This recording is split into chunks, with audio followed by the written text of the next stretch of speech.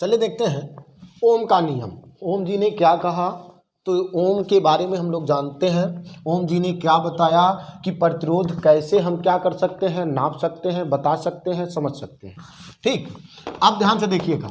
जो ओम जी ने कहा कि हमारे पास एक वायर है, मतलब तार है।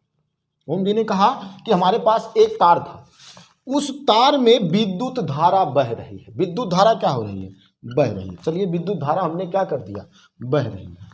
आगे उन्होंने क्या कहा, कह रहा एक सिरे से, ये सिरा, एक सिरे से दूसरे सिरे का जो एक प्रकार का बीच का अंतर है, उसको हम एक प्रकार का किससे दर्शाएंगे, v से। मतलब कि उन्होंने कहा कि एक, ध्यान से सुनिए, एक सिरे से दूसरे सिरे का जो बीच का अंतर है वो क्या होता है, वही एक प्रकार का जो विभवांतर होता है। जब इन दोनों को हम क्या कर दें, आपस में डिवाइड कर दें, तो हमारा क्या हो जाएगा, तुरंत हमारा क्या पता चल जाएगा, प्रतिरोध पता चल जाएगा।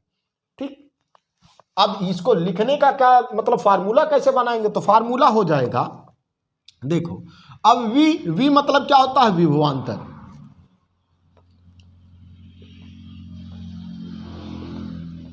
क्या हो जाएगा, V मतलब विभवांतर। I का होगा, I जो होता है वह हो जाएगा विद्युत धारा। क्या हो जाएगा, विद्युत धारा। विद्युत धारा I हमारा क्या हो जाएगा, विद्युत धारा हो गया। तो यहां लिख लेते हैं।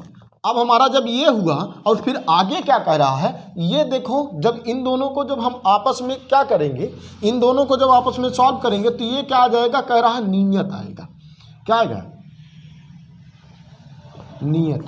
क्या आएगा, नियत। चलो देख लेते हैं उन्होंने क्या बताया। उन्होंने कहा यदि ताप, किसने, ओम जी ने क्या कहा, यदि ताप तार की लंबाई, क्षेत्रफल आदि भौतिक जो है अवस्थाएं नियत रखी जाए।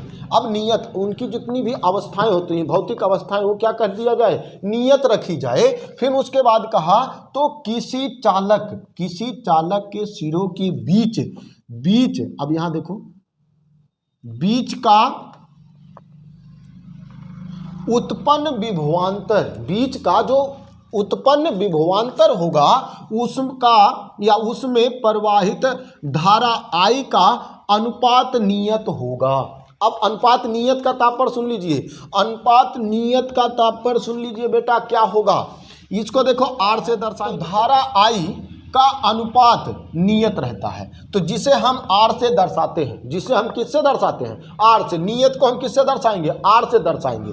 अब ध्यान से सुनिए, इसको समझने का क्या तात्पर्य है। जैसे मान लेते हमने 2 एम्पीयर लिया, 2 एम्पीयर ले लिया। अब 2 एम्पीयर मतलब धारा हमने 2 एम्पीयर लिया। अब 2 एम्पीयर तो विभवांतर कितना होगा, विभवांतर कितना होगा, मान लेते हमारा 10 हो गया, 10 भी विभवांतर हमारा 10 है। और यहां अब उसके बाद यहां हमने क्या कर दिया, 4 एम्पीयर ले लिया। ये क्या हो जाएगा,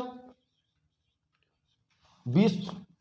वैसे ये क्या होगा, 6 एम्पीयर, तो ये हो जाएगा 30। तो अब इसको जो है प्रकार का कह रहा है कि इसका जो विभवांतर उसमें जो है प्रवाहित करने के बाद जो विद्युत धारा होगा उसका अनुपात, उनका अनुपात क्या होता है, नियत होगा। नियत का मतलब एक प्रकार का समान आएगा। ठीक, जैसे देखिए जब इनका अनुपात निकालेंगे तो अनुपात तो यही बनेगा, देखो 10/2, 10/2। इसको करोगे तो यहां हो जाएगा 20/4। इसको करोगे तो आ जाएगा 30/6। अब सबको काट दो, तभी देखो अनुपात बराबर होता है कि नहीं होता है। तो 2 से काटोगे, 2 पंचे 10, 2 पंचे 10, 4 पंचे 20 और 4 पंचे 20, अच्छा 6 पंचे 30। देखो सबका नियत बराबर हुआ कि नहीं हुआ, सबका नियत बराबर हुआ कि नहीं हुआ। तो यही चीज कह रहा है, उसका अनुपात जो होगा एक समान आएगा, नियत, एक प्रकार का जो अनुपात होगा वो नियत होगा उसका। तो नियत यहाँ देखो बेटा आ गया कि नहीं आया, तो समझ में आ गया। तो इन्होंने यही बताया। अब इसको देखो, विभवांतर को किससे दर्शाते हैं, V से। विद्युत धारा को किससे दर्शाते हैं, I से। और इसके बाद नियत को किससे दर्शाते हैं, अभी हमने बताया क्या, R से। तो ये क्या हो जाएगा, हमारा फार्मूला हो जाएगा। इसी फार्मूले से हम लगा देंगे तो कोई भी क्वेश्चन रहेगा सॉल्व हो जाएगा। तो समझ में आ गया, चलिए ठीक है।